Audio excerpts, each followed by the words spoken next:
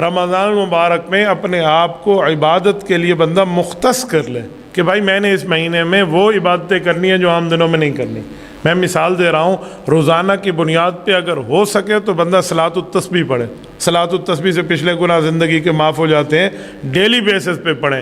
اور اگر daily basis پہ صلاۃ التسبیح نہیں ہو سکتی تو کم از کم ہر جمعے کو تو ہو جائے نا، ہر عشرے میں 2-3 مرتبہ ہو جائے تو تب بھی بہتر ہے، نہیں تو روزانہ کی بنیاد پہ نفل ہو جائیں۔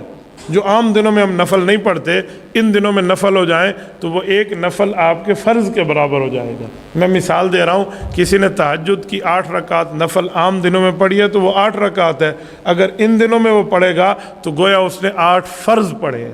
رمضان کے دنوں میں 8 فرضوں کے برابر ہے۔ حدیث پاک میں اللہ کے رسول نے فرمایا من تقرب فیہ بخصلۃ کان کمن ادی فریضۃ فیما سوا، فرمایا عام دنوں کے فرض اس دنوں کے نفل یہ وقت میں، ویلیو میں، اور جو ہے نا کیا کہتے ہیں ثواب کی مقدار میں برابر ہو جاتے ہیں۔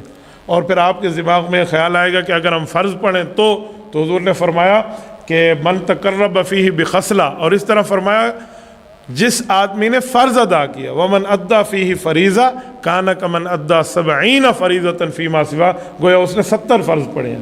میں مثال کے لیے کہتا ہوں، اگر ہم نے ظہر پڑھی ہے، فجر پڑھی ہے، عصر پڑھی ہے، مغرب پڑھی ہے، عشاء پڑھی ہے، تو گویا یہ نماز ہم 70 مرتبہ پڑھ رہے ہیں۔ جس نے فجر کی نماز پڑھی تو وہ یہ سوچے کہ میں 2 مہینے 10 دن نماز پڑھ چکا ہوں۔ 70 فرائض یہی ہے نا، 2 مہینے 10 دن کے معاملات چلا لیے اس نے، گویا یہ اتنے عرصے تک پڑھتا رہا۔ 70 مرتبہ فجر کی نماز ہو گئی تو 70 مرتبہ فجر کی نماز کا یہی معنی ہوگا نا، 2 ماہ 10 دن کی عبادت اس کو مل گئی۔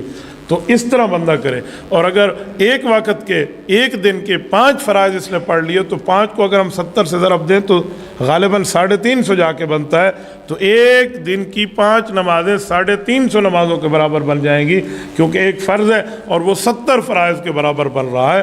تو رمضان بندہ ایسے ہی گزارے۔